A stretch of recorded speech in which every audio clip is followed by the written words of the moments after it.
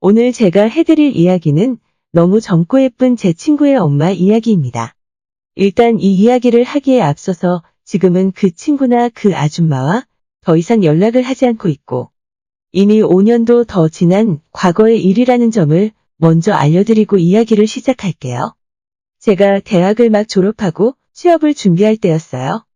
나름 서울에 있는 괜찮은 대학을 나왔는데 이 정도면 어렵지 않게 대기업으로 취직이 될 줄 알고 있었던 저는 현실의 높은 벽을 실감하고 있었습니다. 원서는 내는 족족 떨어지고 어쩌다가 한번 붙어서 찾아가면 면접에서 어김없이 탈락하는 일이 반복되었어요. 나 하나쯤 다닐 회사 없겠나 생각했지만 현실은 그렇지 않았습니다. 다른 친구들은 학교 다니던 시절부터 착실하게 취업 준비하면서 각종 스펙을 열심히 쌓아왔지만 저는 그냥 친구들이랑 술 먹고 여자 만나러 다니는 것이 대학 생활의 전부였으니까요. 그때 같이 취업 준비를 하면서 어울려 놀았던 친구가 한 명 있었어요. 저와 비슷하게 학창시절 여자 꽁무니만 쫓아다니면서 학점 관리도 안 하고 변변한 자격증 하나 못 따놓은 친구였기 때문에 저와 죽이 잘 맞았습니다. 대학 졸업하고 남들은 다 취업해서 대기업 출근한다고 하는데 그 친구와 저만 뒤처져서 취업 준비하고 있는 듯한 기분이었어요. 이제라도 정신 차리고 열심히 하자는 생각으로 매일 밤늦게까지 모여서 취업 준비 스터디를 열심히 했습니다. 당시에 목표로 하는 회사는 달랐지만 둘 다 영어 점수가 필요했기 때문에 매일 저녁 만나서 같이 영어 공부를 했어요. 저는 서울에서 자취를 하고 있었고 그 친구는 집에서 어머님과 둘이 사는 친구였습니다. 아버지는 어렸을 적 돌아가시고 다른 가족은 없다고 하더라고요. 그렇게 매일 저녁에 만나서 공부하다가 어느 날은 자기 집으로 오라고 했어요. 어머님이 저녁에 일이 있어서 늦게 들어오신다면서 그전까지 집에서 편하게 공부하자고 하길래 그러자고 했습니다. 카페에서 공부하는 것도 돈도 들고 집중도 잘 안 되는 것 같았는데 잘 됐다 싶었어요. 친구의 집은 작은 아파트였는데 나름 깔끔하고 좋더라고요. 거실에서 친구와 둘이 공부를 하고 있었는데 장소가 바뀌어서 그런지 그날따라 공부가 엄청 안 되더라고요. 결국 몇 시간 하지도 못하고 둘 다 포기하고 치킨에 맥주나 시켜다 먹기로 했어요. 어차피 안 되는 날은 일찍 포기하고 쉬는 게 이득인 것 같더라고요. 그렇게 치킨 시키고 맥주도 큰 통으로 하나를 시켜서 둘이 나눠 먹었는데 먹다 보니 술이 좀 모자라서 냉장고에 있는 소주까지 꺼내 마셨습니다. 얼마나 먹었는지 저도 그 친구도 둘 다 술에 완전 취해버렸고 저도 모르게 거실에 대자로 뻗어서 잠이 들어버렸어요. 한참 자고 있었는데 갑자기 누가 이불도 덮어주고 주변을 왔다 갔다 하는 기분이 들어서 살짝 눈을 떴는데 처음 보는 여자가 있더라고요. 친구 어머니가 늦게 집에 돌아오신다고 했는데 어머님가 하고 봤는데 어머님 치고는 나이가 너무 젊어 보였습니다. 무슨 일을 다녀오셨는지는 몰라도 치마도 좀 짧았고 전체적인 옷차림이 굉장히 화려하시더라고요.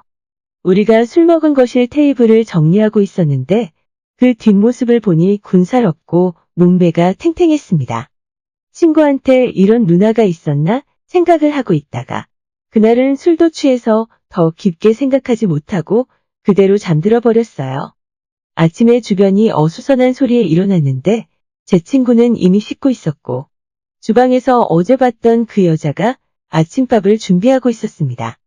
그제서야 정신이 번쩍 들면서 자리를 정리하고 일어나서 인사를 했어요. 안녕하세요. 누난지 엄만지 이모인지 모를 그녀에게 엉거주춤한 자세로 인사를 했더니 그래, 너가 정호 친구구나. 빨리 씻고 와서 밥 먹어. 당연한 이야기겠지만 그녀는 제 친구의 어머니셨어요. 어젯밤에 봤을 때는 긴가민가 했지만 아침에 식사 준비하고 계신 모습을 보니까 어머님인 것 같더라고요. 화장실에서 씻고 있는 친구에게 가서 너희 어머니냐고 물었더니 왜? 엄마 치곤 너무 예쁘냐? 라고 하더라고요. 실제로 친구의 엄마는 너무 예뻤습니다. 나이 차이도 얼마 나지 않는 것 같았어요. 그날은 어머님이 차려주는 아침을 먹고 일찍 집에서 나왔는데 하루 종일 친구 어머니가 생각이 나서 공부에 집중이 되지 않았습니다. 다음날 다시 친구를 만나서 오늘도 너희 집에 가면 안 되냐고 물었더니 왜? 우리 엄마 보고 싶어서? 이럴 때는 눈치가 정말 빠른 것 같았습니다. 친구는 제게 맥주 한잔 하자고 하더니 자기 어렸을 때 이야기를 해줬어요. 어머니가 20살 때 지금 친구를 임신하고 그 당시에 남자는 임신했다는 사실을 확인하자마자 도망가 버렸다고 하더라고요. 가족은 다들 반대했지만 끝까지 혼자서 포기하지 않고 나와서 지금까지 키워주셨다고 말하면서 엄마가 너무 고생 많이 하셨다고 앞으로는 좀 편하게 사셨으면 좋겠다고 했습니다. 여자 혼자 몸으로 제 친구를 키웠으니 그 고생이 얼마나 컸겠습니까? 왠지 그날 밤에 어머님의 옷차림이 무슨 일을 하고 계시는지 알 수 있을 것 같았습니다. 제 가장 친한 친구의 어머니였으니 솔직히 흑심을 품는다는 게 미안했죠. 하지만 아무리 시간이 지나도 잊혀지질 않더라고요. 그날 새벽에 봤던 그 뒤태가요. 결국 저는 친구 몰래 사고를 치고야 말았어요. 친구가 밖에서 공부를 하고 있을 때 그 틈을 타서 무작정 친구의 집으로 갔습니다. 보통 밤에 일을 나가신다고 하니 낮 시간엔 집에 계실 거라고 생각했어요. 4시쯤 간단한 과일을 싸서 친구의 집 초인종을 눌렀는데 잠시 후에 어머님께서 나오시더라고요. 주무시다 나오셨는지 화장기 없는 얼굴에 얇은 원피스 같은 잠옷을 입으셨는데 워낙 얇고 몸에 딱 붙다 보니 몸의 굴곡이 그대로 드러나 보였습니다. 안녕하세요. 며칠 전에 하루 신세 지고 간 정호 친구 이영훈이라고 합니다. 그때 너무 경황이 없어서 제대로 인사도 못 드린 것 같아서요. 그녀는 조금 당황하는 듯 했지만 일단 집으로 저를 들어오라고 했어요. 차도 한 잔 내어오시면서 근데 정우가 지금 집에 없는데 라고 하시더라고요. 저는 다 알고 왔고 그냥 지나가다가 생각이 나서 인사드리러 온 것뿐이니까 부담 갖지 않으셔도 된다고 말을 했습니다. 솔직히 그때부터 그녀는 제 의도를 어느 정도 눈치를 챈 것 같더라고요. 나이도 있고 남자 만나본 경험도 훨씬 많을 텐데 제가 무슨 생각으로 그 집에 찾아간 건지 그 정도는 금방 알 수 있었겠죠.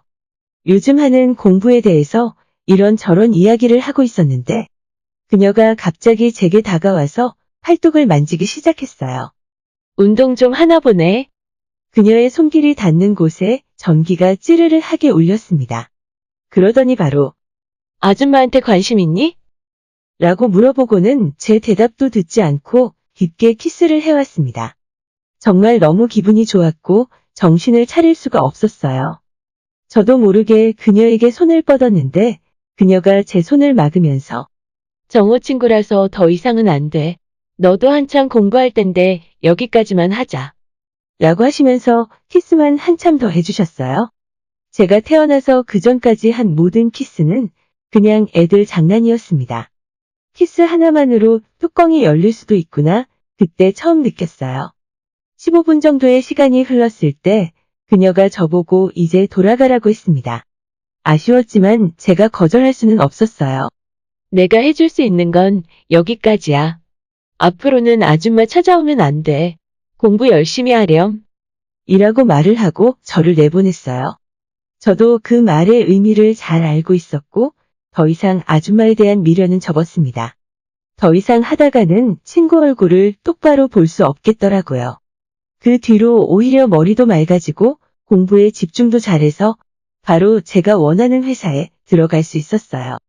뭔가 회사원이 되고 어른이 된다면 그녀에게 어울리는 남자가 될 수 있지 않을까? 생각도 해봤지만 더 이상 그녀 앞에 나타날 용기가 없었습니다. 제 친구는 그 다음도 떨어지고 계속 취업 준비를 이어나갔고 회사를 다니는 저와 점점 연락이 뜸해지더니 요즘은 서로 연락을 안 하고 있습니다.